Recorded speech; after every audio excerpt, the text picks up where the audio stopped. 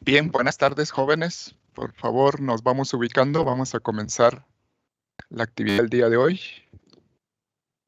Solo permítanme, tengo un problema con la carga del archivo.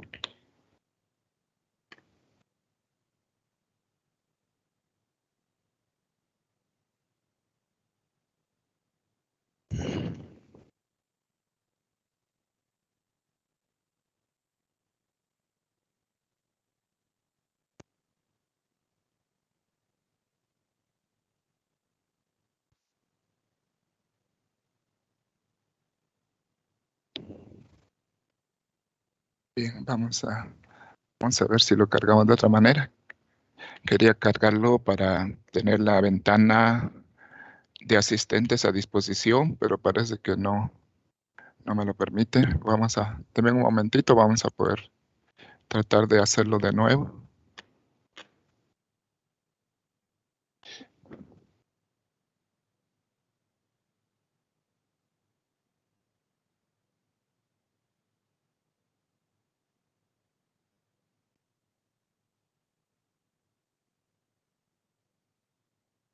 Bien, mientras se carga nuestro archivo,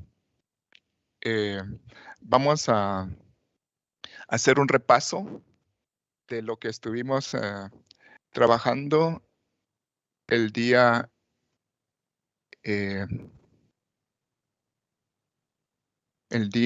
último de clases. Estuvimos hablando de los tipos de variable y las escalas de medición. Entonces, vamos a referirnos a las escalas de medición que estábamos tratando, que es de alguna manera la forma en que se toma una metodología para la medición de las variables en estadística. Recuerden ustedes que las variables en estadística nosotros las clasificamos como cualitativas y cuantitativas, y que las cuantitativas podían ser discretas o continuas, ¿sí? Entonces, solo permítame porque no puedo avanzar, me está dando un poquito de problema la presentación.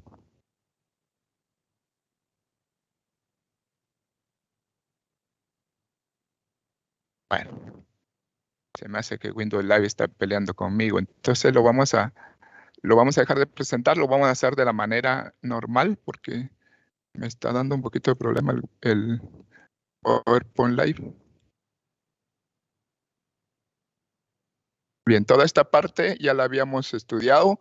Insistimos mucho en determinar la importancia de conceptos como el concepto de parámetro, el concepto de estimador o estadístico, el tema de los datos que representaban, ¿sí?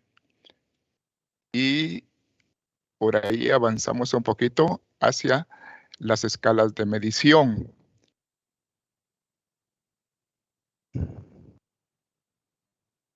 Bueno, bien, haciendo un repaso de las escalas de medición que dijimos que eran la forma, la escala en que las variables se podían medir en estadística.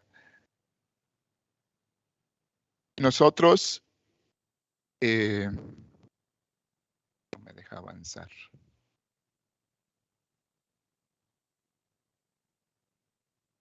Bien, nosotros identificamos las primeras dos escalas en la última clase y dijimos que la escala nominal era aquella del nivel más bajo que simplemente, como su nombre lo indica, nominaba. O sea, daba una clasificación de los resultados de la variable en categorías, pero esas categorías no se podían ponderar, no se les podía dar una cantidad numérica. Simplemente, si se hacía, solo era con el fin de asignar un código que identificara a cada uno de los resultados de la variable. Vimos, por ejemplo, las zonas de procedencia de los estudiantes que pueden considerarse medibles en una escala nominal. Y dijimos que podían ser norte, sur, centro, oriente y occidente. Y si les agregamos un número, sencillamente fue para darles una codificación. Al momento de tabular los resultados, pues utilizar una codificación que 1 represente norte, que 2 represente sur, que 3 represente centro, etcétera. Es mucho más recomendable a la hora de realizar este manejo de variables. Pero la escala es nominal, es la escala más baja. Dimos otros ejemplos como la profesión, lugar de procedencia, el género, el sexo de una persona, son variables que se miden en escala nominal. Bueno, esas ya las vimos la sesión anterior. La siguiente escala que mencionamos también en la última clase es la escala ordinal. Recuerden, solo estamos haciendo un repaso de lo último que vimos. Entonces, la escala ordinal es, digámoslo así, la siguiente escala en la cual se pueden medir las variables. Esta, además de que identifica en qué categoría se ubica el resultado de la variable, pues ya puede ordenar, por eso se llama ordinal la escala, ya puede ordenar esas categorías en un sentido lógico. Por ejemplo, la calidad, dijimos como calidad superior, calidad media, calidad inferior. También, por último, vimos en la última sesión de clase los niveles de escolaridad, que pueden considerarse como una variable que se mide en escala ordinal. Es decir, los resultados de esa variable ya se pueden ordenar. Vean el ejemplo. Dicen, las categorías de resultado para la variable nivel de escolaridad podía ser ninguno, si no tiene ninguna escolaridad la persona. Primaria, si tiene ese tipo de escolaridad. Luego seguiría en el orden, el básico, el diversificado y el universitario. Ya se establecen los resultados en una escala que permite definir un orden. No es lógico que nosotros digamos, bueno, los resultados para esta variable pueden ser ninguno, primaria, universitario, diversificado y básico, porque estaríamos contradiciendo el orden lógico que ya le da de propiedad esta escala a los resultados de la variable. Entonces, repito, esa es la escala ordinal que mencionamos en la última sesión. Dijimos que íbamos a mencionar 4 escalas en las cuales se pueden medir las variables. Entonces ya llevamos 2, la escala nominal, que es la más baja, y la escala ordinal, que es la subsiguiente. La tercera escala en que se pueden medir las variables se le conoce como escala de intervalos. Esta ya es un poco más precisa en los resultados de la medición. Ya nos da un poco de más información. ¿Por qué? Porque esta escala, esta forma de medir las variables, ya le asigna un valor numérico al resultado. Recuerden ustedes, la escala de intervalo ya asigna un valor numérico a los resultados de la variable. Y ese valor numérico tiene un significado de magnitud, o sea, que realmente representa un número, una cantidad. Realmente representa un número, una cantidad. ¿Sí? Solo déjenme, hoy sí estoy sintiendo problemas con la Solo red. déjenme, hoy sí estoy sintiendo problemas con la red. Bien. Entonces, la escala de intervalos dice, es un poco más precisa que las otras dos. Es un poco más precisa que las otras dos. Yo les voy a suplicar que apaguen los micrófonos mientras no los usen para que no me redunde el eco aquí en la oficina, ¿verdad? Entonces, por favor, si pudieran, apaguen los micrófonos mientras no los usen, desactiven los micrófonos. Bien, entonces, les decía que la escala de intervalos no solamente representa un orden, sino que también identifica, dice, una distancia cuantitativa entre dos elementos diferentes. O sea, ya le da un valor, ya le da una magnitud, ¿sí? Y en eso se diferencia esta escala.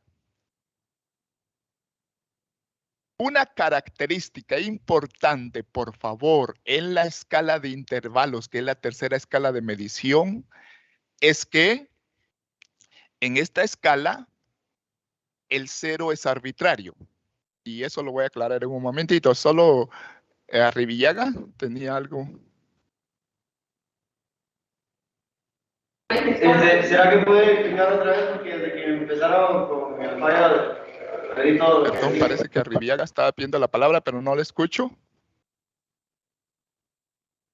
Repetir lo que la escala de intervalos, por favor. Es que no lo escuchamos por el micrófono que está encendido.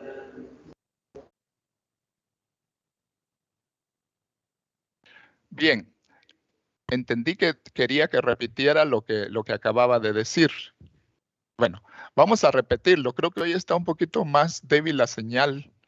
Vamos a hacer todo lo posible por garantizar la comunicación, pero sí me están llegando reportes de deficiencia de la señal.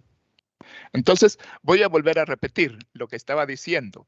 Resulta que la escala de intervalos, recuerden bien, ubíquense en esto, estamos conociendo las escalas de medición en estadística. Dijimos que íbamos a mencionar 4 escalas. La primera es la escala nominal, ya la mencionamos. La segunda es la escala ordinal, también ya la mencionamos. Y la tercera es la escala de intervalos en la que estamos, ¿sí?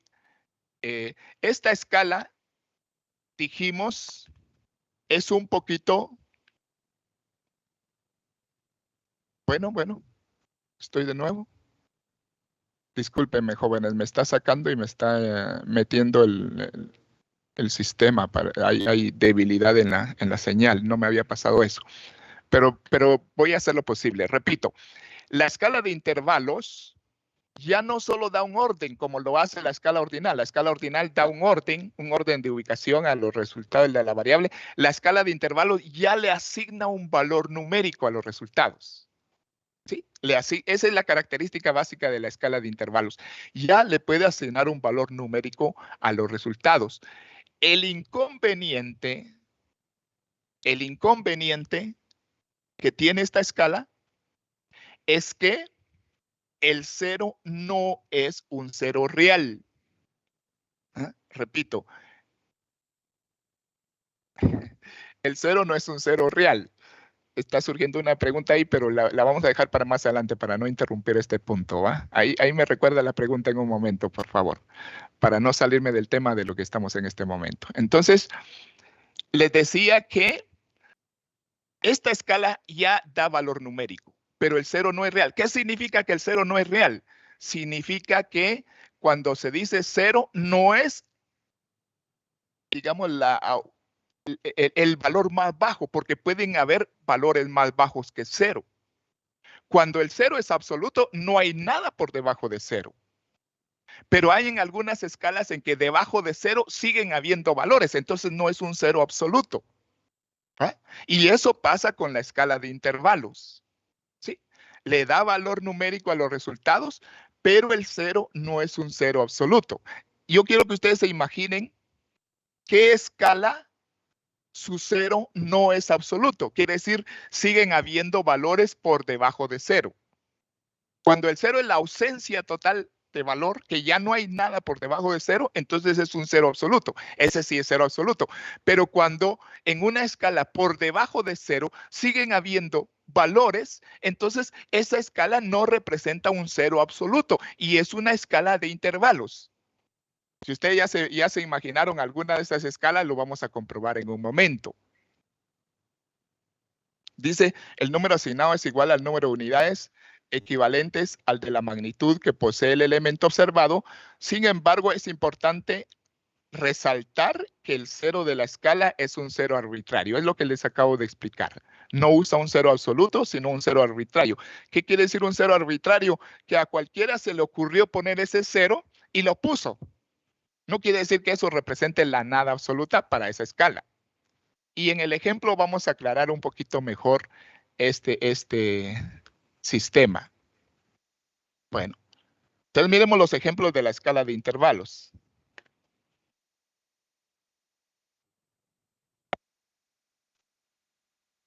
La temperatura en grados Celsius. Yo creo que muchos de ustedes ya se imaginaban, los grados Celsius o grados centígrados no representan una escala con cero absoluto, porque si fuera un cero absoluto no habría nada por debajo de cero, pero ustedes ya saben, ya conocen que cuando se mide la temperatura en grados Celsius, ¿sí? Cuando se llega a 0 grados Celsius o 0 grados centígrados, todavía pueden obtenerse valores por debajo de 0. Quiere decir que 0 no es el último valor. Entonces, ese es un buen ejemplo de una variable que se mide en escala de intervalos. Voy a preguntarle de nuevo a Juan Francisco Cocón que plantee eso. No sé si está cambiando de diapositiva, que no se ve. Sí, estamos en el ejemplo de la escala de intervalos. ¿Me verifica, por favor, si está esa diapositiva? Sí, ingeniero, se puede observar. No. Sí, estamos ahorita en el ejemplo de la escala de intervalos y que dice ejemplos, la temperatura en grados Celsius. Su cero de referencia es arbitrario. ¿Por qué? Porque a alguien se le ocurrió decir que el valor de 0 grados centígrados se colocara ahí, donde lo pusieron en la escala. Dijeron, bueno,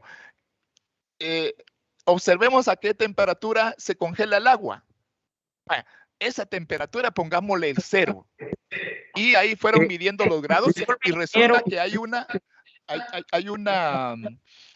¿qué le dijera yo? Una relación real entre 0, 1, 2, 3, 4, 5 grados Celsius o centígrados, pero el 0 no es real, el 0 es arbitrario.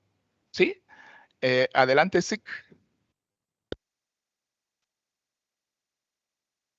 Disculpe, ingeniero, a nosotros no nos cambian las diapositivas. Sigue en la misma de escala de intervalos.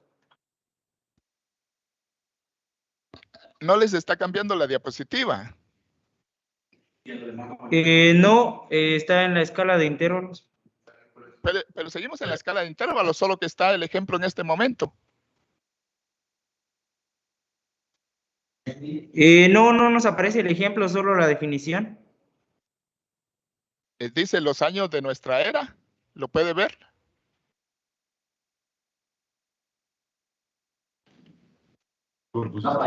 No aparece.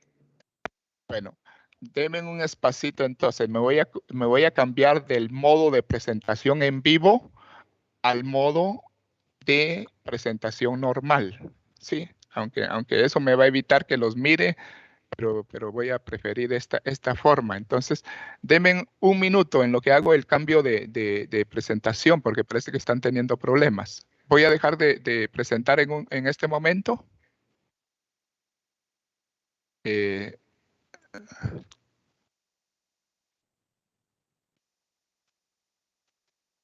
Y voy a hacer la presentación de otra manera. Solo que me estoy perdiendo un minuto, digámoslo de esa manera. Bien, entonces voy a volver a presentar ahora de la forma típica.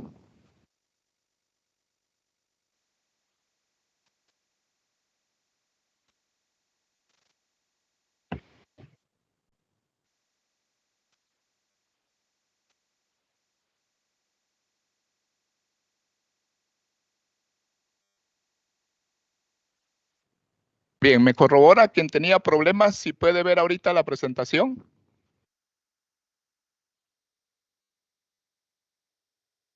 Por favor. ¿Me corroboran si pueden ver la presentación? Sí, se alcanza a ver. Bueno, entonces vamos a hacerlo de esa manera.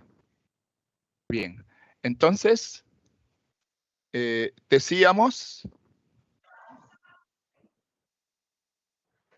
Solo me está dando...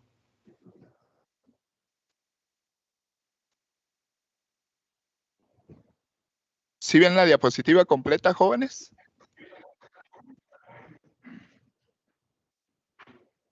¿Alguien me responde?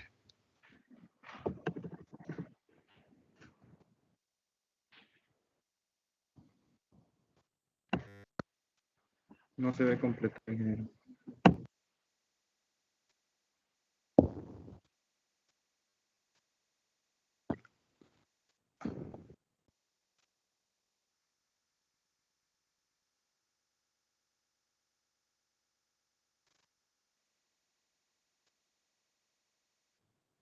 ¿Ahora sí?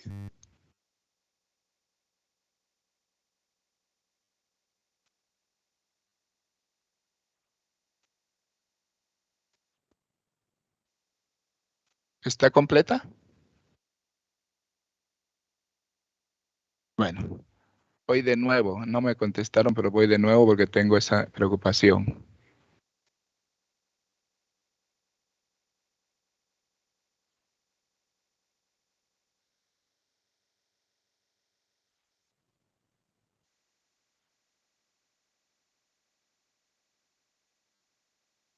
Bien, decíamos que la escala de intervalos, dos ejemplos de la escala de intervalos son la temperatura en grados Celsius. Ustedes observan, ustedes conocen que el 0 grados Celsius tiene valores por debajo de este.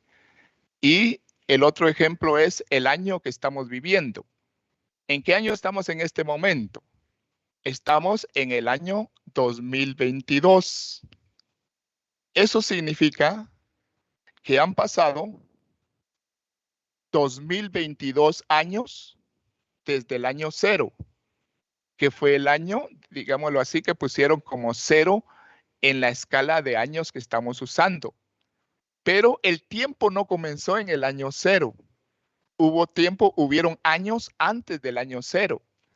Y el año 0 se ha puesto como una escala de referencia, el nacimiento de Cristo. Entonces, a partir de ahí se empezaron a contar los años. Y es una escala numérica real. Eso significa que 2000 años es el doble de 1000, que 1000 es el doble de 500. Quiere decir que hay una relación numérica real entre los valores que toma esta variable.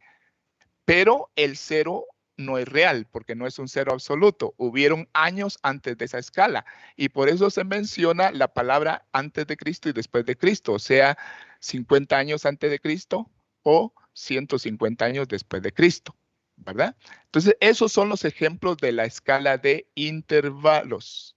Sus valores numéricos son reales, pero el 0 no es absoluto, ¿verdad? Bien. Y la última escala que vamos a mencionar es la escala de razones o cocientes. ¿Sí? Esta escala es la escala, digámoslo así, más precisa de las 4. Repasemos: nominal, ordinal, de intervalos y esta última que es la escala de razones o cocientes. La escala de razones o cocientes es la escala de medición más elevada. También asigna valores numéricos a los resultados, o sea, es una escala numérica, pero la diferencia con la escala anterior es que en este caso el 0 sí es real. ¿Eh? Sí es real. O sea, el 0 es un 0 verdadero. Ahí donde está 0 no pueden haber valores más bajos que ese valor.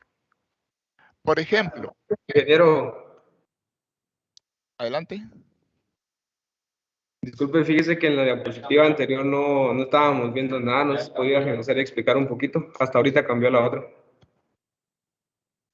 No le escuché lo último, ¿me puede repetir? ¿Y puede regresar a la diapositiva anterior? Dije, es que no pasaba de diapositiva. Este es el anterior. Solo están los ejemplos. ¿Estamos? Y dimos dos ejemplos. Dos ejemplos de escala de intervalos, la temperatura en grados Celsius y los años de nuestra era. Los valores numéricos son reales, pero el 0 es arbitrario. El 0 alguien lo propuso y dijimos, pongamos que aquí sea 0, y eso lo tomaron de esa manera. Bien, esa es la diapositiva que probablemente no habían visto. Ahora, la siguiente escala de la que hablaba es la escala de razones. Tiene dos nombres, escala de razones o escala de cocientes. Esta es la más elevada de las 4, quiere decir la más precisa. La diferencia, les decía, con el caso anterior de la escala de intervalos, es que en este caso el 0 sí es real. Quiere decir que no pueden haber valores por debajo de 0 que se midan en esta variable. Por ejemplo, el número de hijos por familia. Ahí está ese ejemplo, número de hijos por familia. Una persona puede tener 2 hijos, 3 hijos, 4 hijos o 0 hijos si no tiene hijos. Pero no puede tener valores menores que 0. Que alguien diga, yo tengo menos 4 hijos. No se puede. Esta es una escala que no acepta valores por debajo de 0 porque el 0 es un 0 absoluto. La estatura de una persona es otro ejemplo de la escala de razones. ¿Por qué? Porque se mide en valores numéricos, pero no pueden haber valores por debajo de 0. Hay una persona que mide 185 centímetros. Es una persona alta. Esta otra persona mide 152 centímetros. Es una persona relativamente baja. Esta otra persona mide menos 1 metro. No se puede. No pueden haber valores negativos en la escala de razones porque el 0 es absoluto.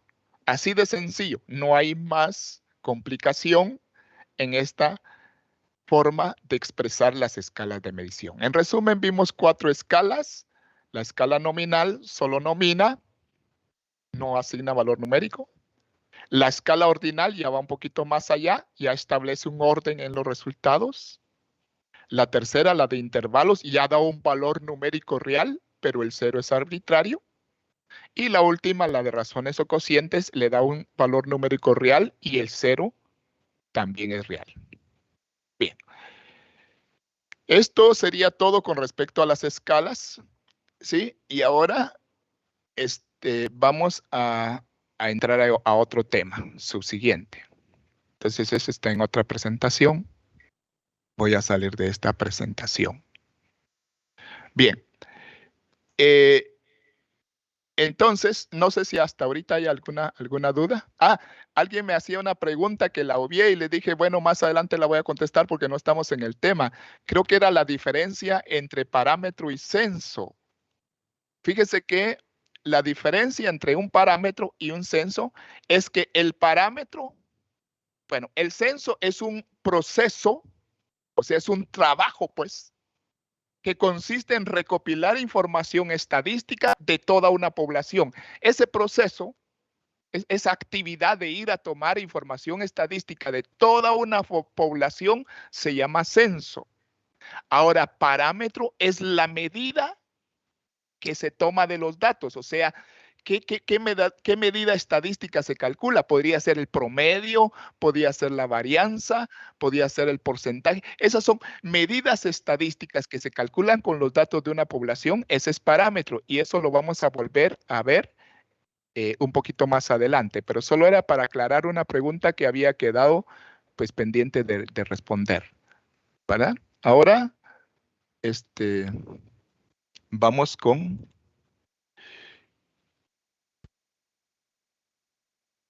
la otra presentación.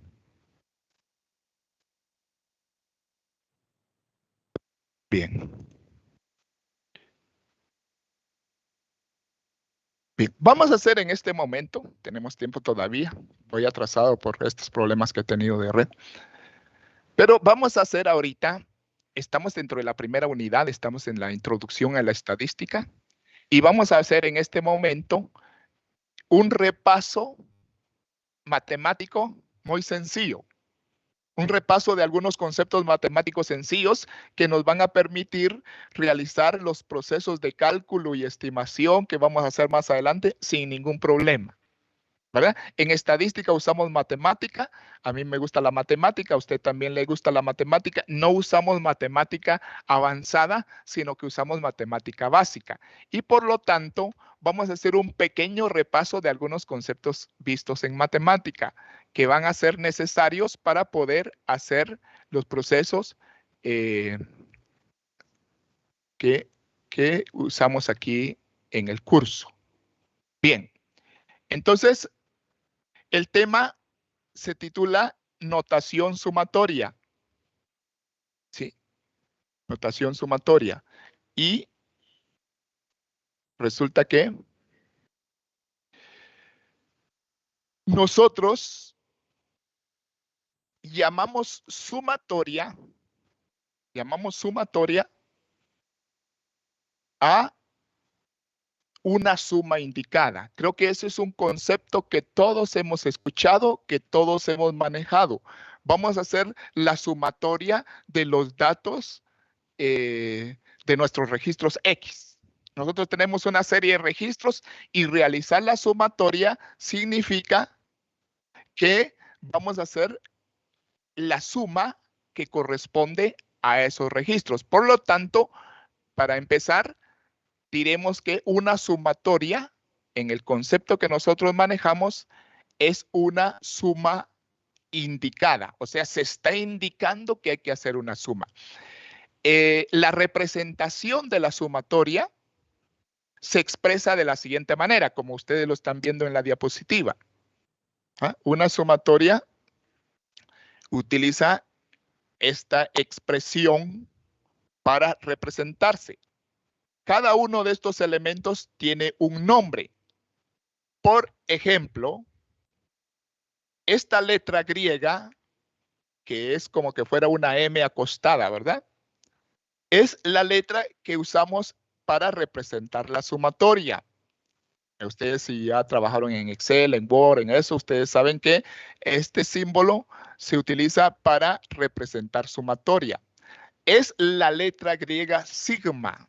Entonces, entendamos esto porque así nos vamos a entender cuando manejemos los procesos de cálculo más adelante. Entonces, el símbolo o la letra griega que se usa para representar la sumatoria es la letra griega sigma. Luego, abajo de sigma dice I igual a 1. Una I latina, una I minúscula, igual a 1. Ese representa el límite inferior de la sumatoria. Es decir, a partir de qué valor vamos a empezar a sumar los datos. Ese es el límite inferior de la sumatoria. Puede decir I igual a 1 o puede decir I igual a 5. Quiere decir que no empezamos a sumar desde el primer valor, sino que empezaríamos a sumar desde el quinto valor. Entonces, el límite inferior nos va a indicar a partir de qué valor iniciamos la suma. Normalmente es a partir del primer valor. Por eso se expresa desde I igual a 1, que es el límite inferior, hasta N, que es el límite superior de la sumatoria. Por ejemplo, si hay 8 datos que hay que sumar, entonces, si vamos a sumar desde I igual 1 hasta N, diríamos desde I igual 1, N es el número de datos totales, entonces diríamos desde I igual 1 hasta 8. Serían 8 los valores que vamos a sumar. Entonces, es muy sencillo. Esa es la expresión de la sumatoria, referenciada por la letra griega sigma, el límite inferior que va debajo de la letra griega sigma y el límite superior que va arriba de la letra sigma definen qué valores son los que vamos a sumar. Y por último, XY representa la variable que se suma. Esa variable puede ser diferente tipo de variable según el caso que estemos realizando. Pero esta es la forma sencilla. Yo creo que eso ustedes ya lo vieron con Byron. Ya lo vieron en Matemática 1, en Matemática 2. Solo lo estamos recordando porque lo vamos a aplicar aquí en el curso. Veamos un ejemplo sencillo de sumatoria. Es tan simple que usted dirá por qué estamos viendo eso, pero es necesario para que todos tengamos la seguridad de que comprendemos ese proceso. Por ejemplo, si mi variable X es el peso de un grupo de estudiantes, el peso registrado en libras. Hay varias formas de registrar una medición de peso. Nosotros en nuestro país normalmente lo registramos en libras. Entonces, al expresar una variable en estadística, hay que indicar en qué unidades de medida se está expresando o se está midiendo. En este caso, en libras. Y tenemos entonces el registro de 1, 2, 3, 4, 5, 6, 7, 8. 8 pesos registrados. A eso le llamamos datos o registros. Tenemos 8 datos, ¿sí? Que corresponde al peso en libras de 8 estudiantes, lógicamente. Vaya. Ahora miremos la sumatoria. Normalmente vamos a representar cada uno de estos valores por la variable que estamos manejando seguida de un subíndice. Un subíndice es un valor que va en la parte inferior de la variable. Entonces aquí tenemos x sub 1, x sub 2, x sub 3, x sub 4, x sub 5, x sub 6, x sub 7 y x sub 8. Sencillo, ¿verdad? Cada uno de los subíndices representa a uno de los valores que toma la variable. En este caso, x sub 1 sería 160, x sub 4 sería 142 y x sub 8 sería 147. Entonces yo creo que eso ya lo entendemos, solo es para que lo recordemos, ¿va? Esa es la forma de expresar los valores de la variable. Ahora, si vamos a sumar estos valores, nosotros podríamos representar la suma mediante una sumatoria. Recuerden que una sumatoria es una suma indicada. Entonces decimos la sumatoria de i igual a 1 hasta n de x sub i. Eso quiere decir la sumatoria desde el primer valor, desde el valor situado como 1 en el subíndice, hasta el valor situado como n. En este caso, n es 8 porque son 8 datos. Entonces sería de sumar desde el primero hasta el último valor. Y sencillamente eso representaría desde i igual a 1 hasta 8 la suma de los valores de x, y. Y planteada la operación, se realiza 160 más 136 más 128, etcétera, hasta llegar al último valor. Y el resultado, si no estoy mal, ustedes lo verifican, sería 1098. No hay nada oculto en este proceso, es así de sencillo, pero a partir de ahí vamos a ver algunas propiedades que presenta la sumatoria. Entonces, propiedades de la sumatoria. La sumatoria, como un proceso matemático, presenta una serie de propiedades. No vamos a ver todas, solo vamos a ver las que nos van a servir a nosotros. Y van a ver ustedes qué exacta es la matemática. ¿Ah? ¿Qué propiedades tiene? Que una operación se puede expresar de varias maneras y si uno lo hace de la forma correcta, el resultado pues es el mismo. Y eso es lo que vamos a probar en estas propiedades. Entonces, atienda y mejor si las copia en su cuaderno. ¿Verdad? Mejor si usted las va realizando, las va practicando, las va verificando para que no haya ningún inconveniente en que vaya entendiendo lo que vamos realizando, que aunque es muy sencillo, es recomendable realizarlo. Bueno, entonces la primera propiedad. Vamos a ver solo 5 propiedades. La primera dice, la suma de una constante por una variable es igual al producto de la constante por la suma de la variable. Léalo otra vez usted solito despacio.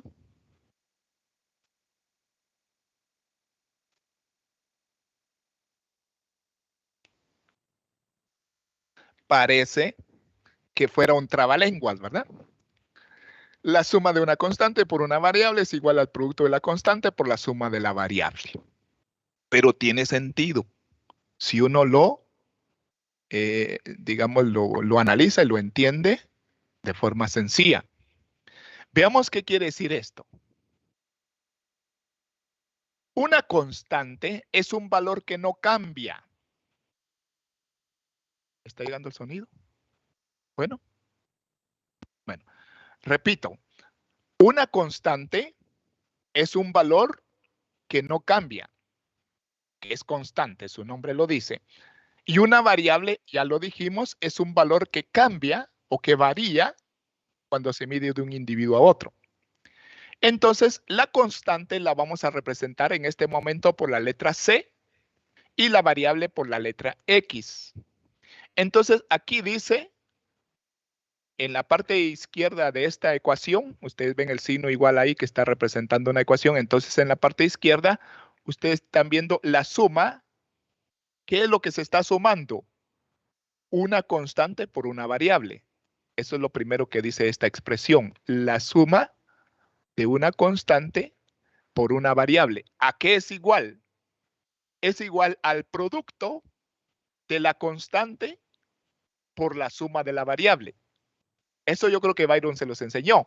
Quiere decir que cuando hay una constante multiplicando a cada valor de la variable que se va a sumar, la constante puede salir, así le decimos, la constante puede salir de la sumatoria, solo sumamos los valores de la variable y al resultado de esta suma lo multiplicamos por la constante y nos da lo mismo que si nosotros lo hiciéramos de esta manera.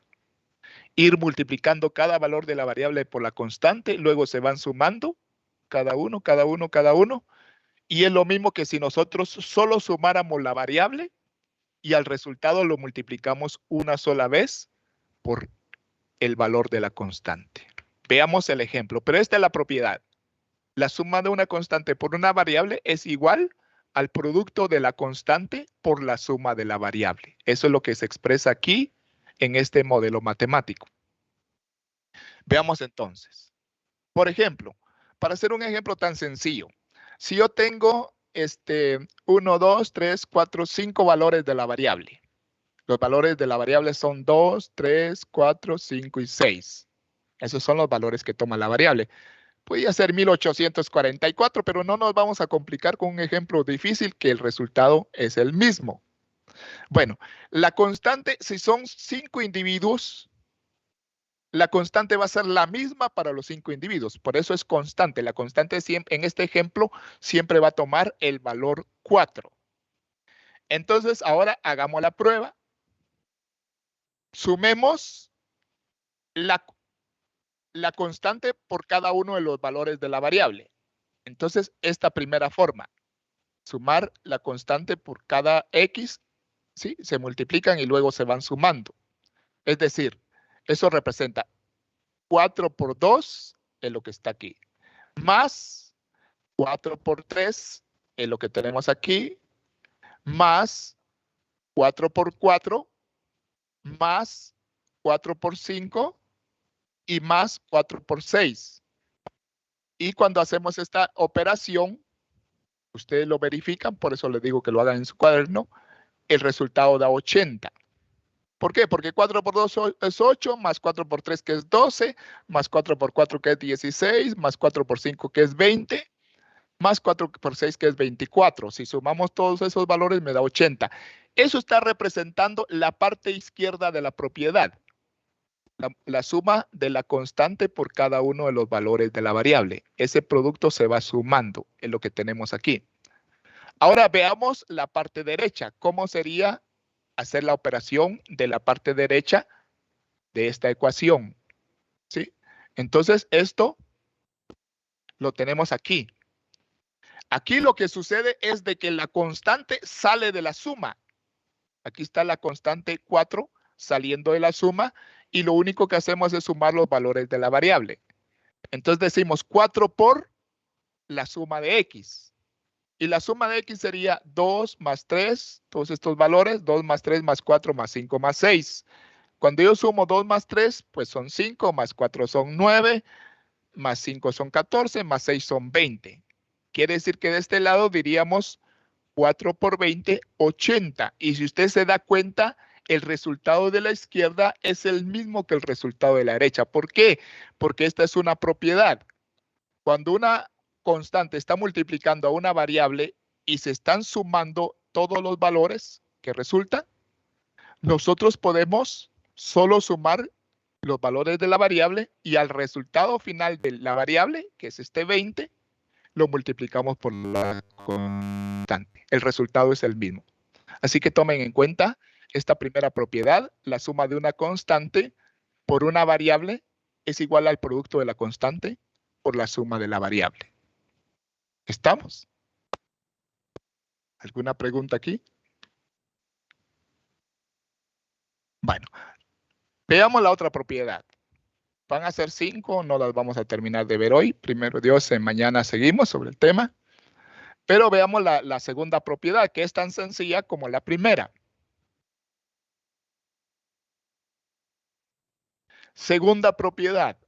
Entonces, dice, la suma de una constante es igual al producto de la constante por el límite superior. Esta propiedad es más sencilla todavía. Repito, léala usted despacio. Segunda propiedad. La suma de una constante es igual al producto de la constante por el límite superior. Bueno, veamos cómo se expresa eso matemáticamente. Aquí yo estoy diciendo, ustedes ven aquí, échale, no es tan exacto mi círculo, pero ahí rodeé de un círculo esta expresión. Ustedes no lo hagan, solo es para mostrarles. Entonces aquí yo estoy diciendo es la suma de una constante. La suma se representa por este símbolo de sumatoria. Entonces yo estoy diciendo la suma de igual 1 hasta n de c. Estoy sumando la constante. Pero si se suma solamente la constante, n veces, es como multiplicar n por c, n veces la constante. ¿Qué quiere decir esto? Veámoslo. Por ejemplo, si yo tengo 4 datos y mi constante es 5, quiere decir que para el primer dato, ¿cuánto vale la constante? 5.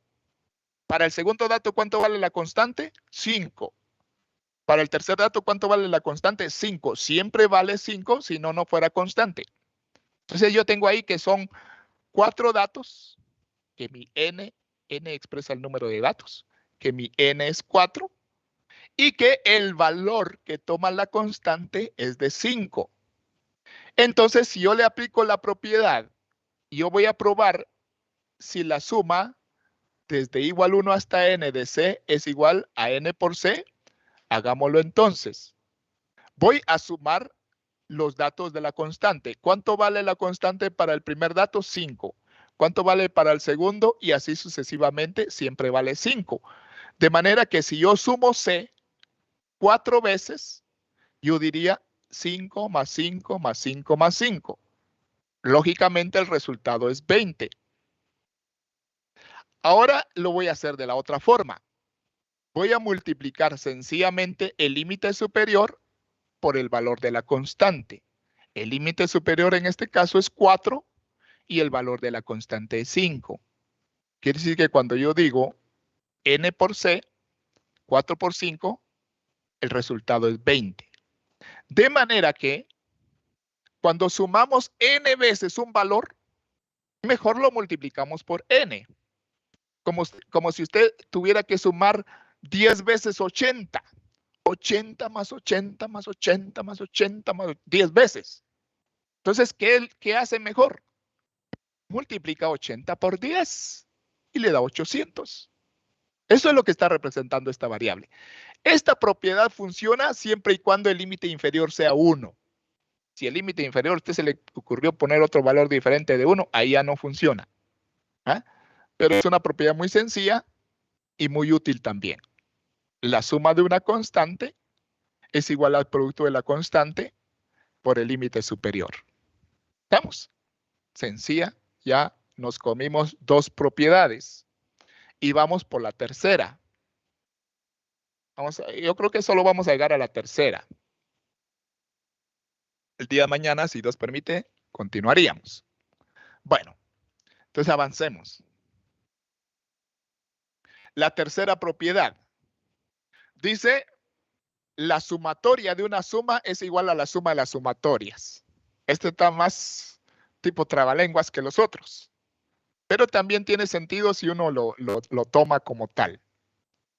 Dice, léalo despacio, la sumatoria de una suma es igual a la suma de las sumatorias. ¿Cómo se representaría matemáticamente este enredo? Bueno, de esta manera. Aquí está la sumatoria. Este símbolo representa sumatoria. Entonces estoy diciendo la sumatoria ¿de qué? ¿Qué hay adentro del paréntesis? Una suma. Estoy diciendo la sumatoria de una suma. ¿A qué va a ser igual? A la suma, aquí hay una suma. ¿Qué se está sumando aquí? Estas sumatorias.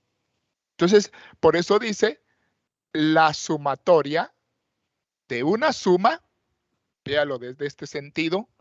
Usted dice la sumatoria de una suma es igual a la suma de las sumatorias.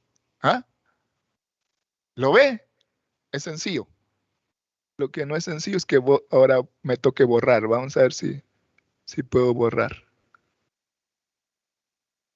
Chin, chin. Chin, chin, no se puede. Bueno, ahí lo borro después. Déjelo usted ahí.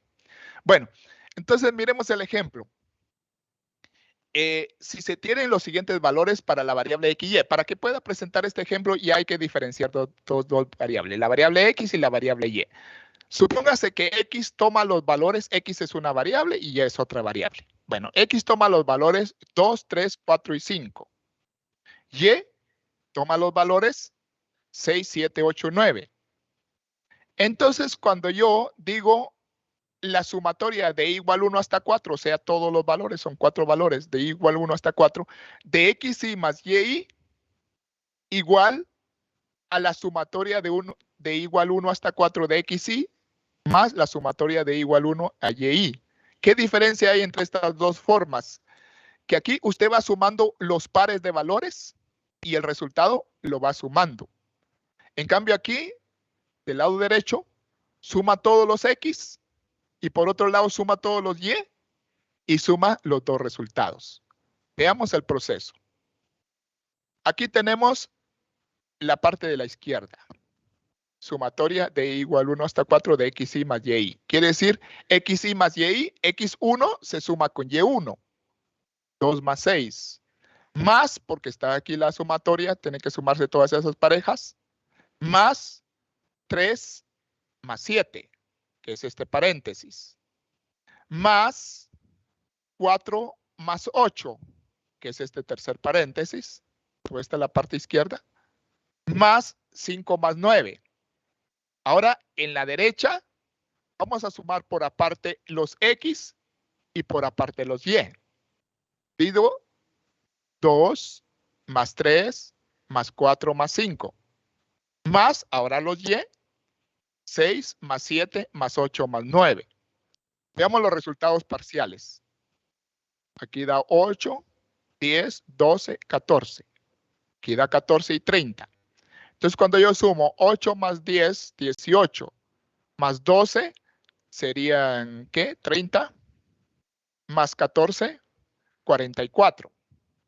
Y en la derecha, yo digo 14 más 30, 44.